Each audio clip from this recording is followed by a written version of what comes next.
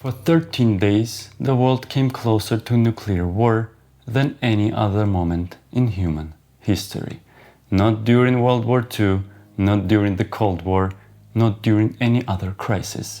For 13 days, human civilization stood under dangerous, close to catastrophe. One misunderstanding, one wrong decision, one nervous commander could have changed history forever. Millions of people could have died, entire cities could have disappeared. And what makes this story even more terrifying is how close it actually came.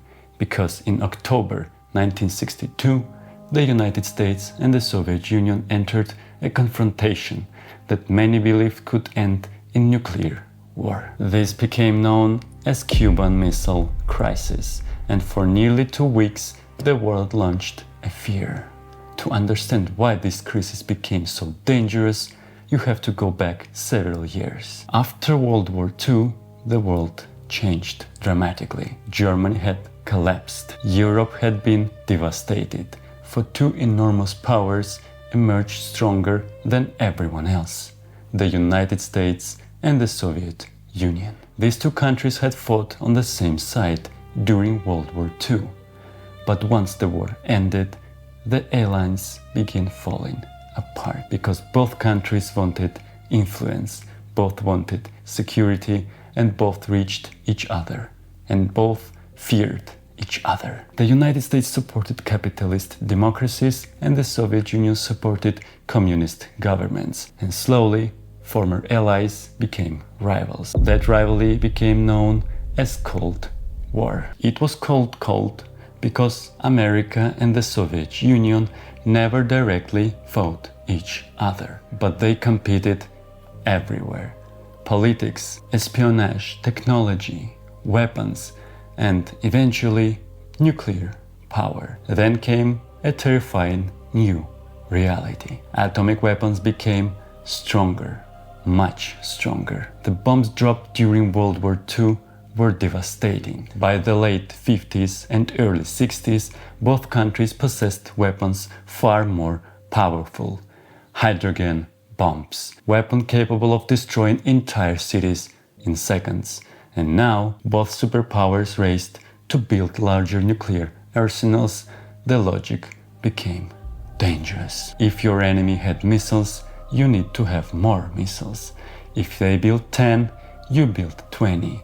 If they built 20, you build 50. And slowly, both sides began living under constant fear. Fear that the other side might attack first. Fear that one surprise strike could decide everything. Then another event completely changed the situation. In 1959, Fidel Castro came to power in Cuba. Cuba sits only about 90 miles from the coast of the Florida, very close to the United States. At first, America watched carefully, but relations quickly became worse. Castro moved Cuba closer towards the Soviet Union. Soviet leader Nikita Khrushchev noticed something important. America appeared willing to interfere in Cuba. This created fear inside Soviet leaderships, because now they worried about the United States might attempt another invasion. And soon the Soviet Union developed a plan that would push the world toward one of the most dangerous moments in history. The Soviet strategy looked simple: secretly place nuclear missiles in Cuba. From Cuba, Soviet missiles could reach major American cities extremely quickly: Washington, New York, large parts of eastern United States. And because Cuba sat so close to America, warning time would become dramatically shorter. For the Soviet Union, this also created another advantage. America already had missiles positioned near Soviet territory, especially in Turkey. So Khrushchev believed if America could place missiles close to the Soviet Union, why wouldn't the Soviet Union do the same? Secret construction began. Missiles arrived. Launch sites were built. For a while, everything remained hidden. The Soviet Union secretly transported missiles, soldiers, and equipment into Cuba. Construction continued, launch sites expanded, and from a distance, it looked like ordinary military activity. But then, on October 14th, 1962, everything changed. An American U-2 spy aircraft flew over the Cuba, high above the island. Its cameras captured something alarming: missile sites, construction equipment, launch position, and suddenly American intelligence realizing something terrifying. The Soviet Union was placing nuclear missiles only minutes away from the United States. The photographs reached Washington, and soon they reached President John Kennedy. The situation inside White House became tense immediately, because Kennedy was faced an impossible problem. If America did nothing, Soviet missiles would become operational. But if America attacked Cuba, the Soviet Union might respond. And if the Soviet Union responded, the situation could spiral into nuclear war. Suddenly, every possible option looked dangerous. Meetings began immediately. Military leaders argued intensely.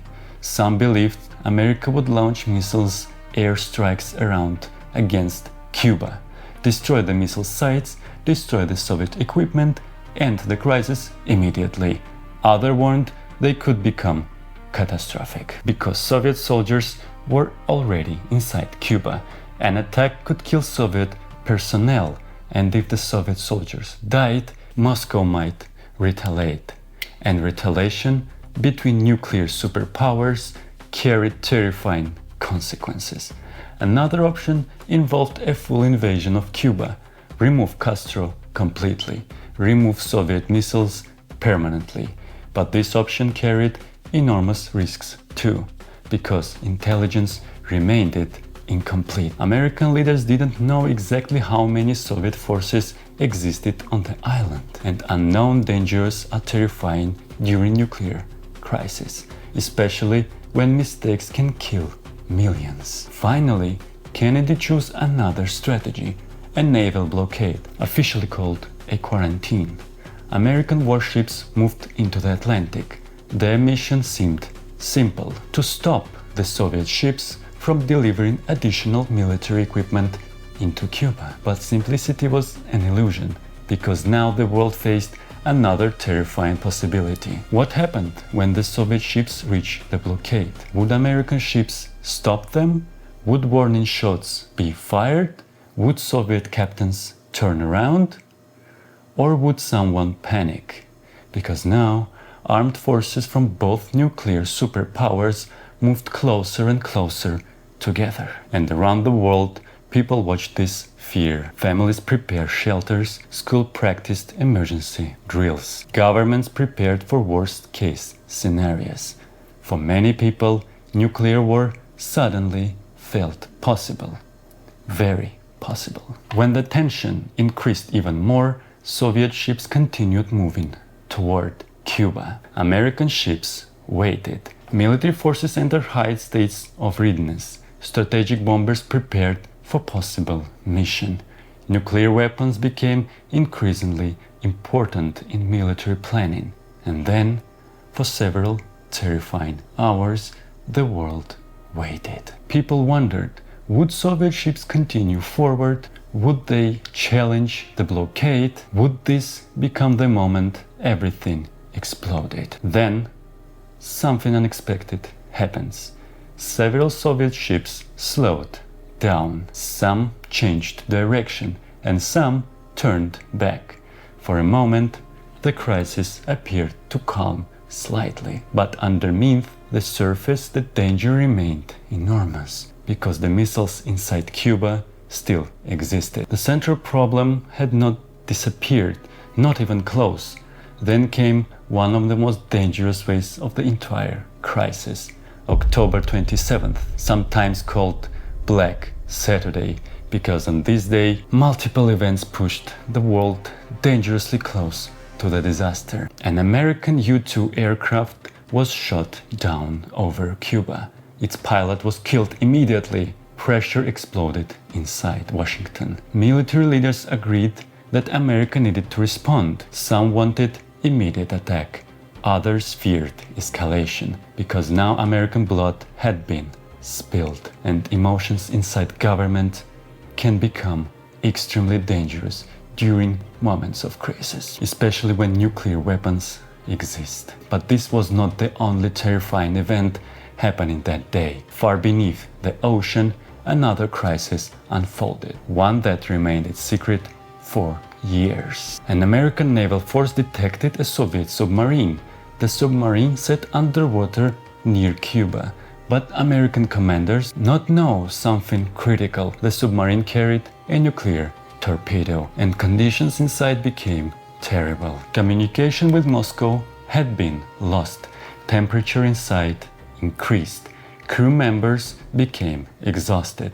Stress exploded, and Soviet officers aboard the submarine began considering something unthinkable. Some believed war may have already started because explosions from warning death changes surrounded them. Inside the submarine, one officer reportedly wanted permission to launch the nuclear weapon. Think about that for a moment. Not missiles, not president, not giant armies. One submarine, one decision, one moment. The launch nearly happened, but another Soviet officer disagreed. Vasili Arkhipov. He refused, and because of that decision, the weapon was never launched. Many historians later argue that one man may have helped prevent nuclear war. Meanwhile, messages continued moving between Washington and Moscow. Kennedy and Khrushchev searched desperately for a solution. Eventually, the Soviet Union proposed a deal. The Soviet missiles would leave Cuba. In exchange, America would promise not to invade the island. But another demand appeared too. American missiles in Turkey, missiles positioned near Soviet territory. Secret discussions continued. Publicly, one part of the agreement became known. Privately, the United States later agreed to remove missiles from Turkey as well. And slowly, the crisis began ending. Ships relaxed, military readiness decreased, missiles eventually left Cuba. The world stepped back from the disaster. The Cuban Missile Crisis lasted only 13 days, but those 13 days changed history forever, because leaders on both sides suddenly understood something terrifying. Nuclear wars could happen accidentally, not only through deliberate decisions, but through misunderstanding, confusion, fear, human mistakes. After the crisis, both countries made changes. Direct communication systems improved. Diplomatic channels expanded because everyone now understood something dangerous. If another crisis happened, there might not be a second chance. Today, many historians still consider the Cuban Missile Crisis the closest humanity ever came to nuclear war. Not because missiles launched, not because cities exploded, but because so many moments nearly spiraled out of control. One pilot, one submarine, one commander, one nervous decision, one misunderstanding. History often feels inevitable when we look backward. But during those 13 days, nothing felt inevitable. And for a brief moment, the future of human civilization may have depended on a handful of people making the right choices under unimaginable pressure. If you enjoyed this video, subscribe for more cinematic history documentaries about the crisis, decisions, and turning points that changed the world forever.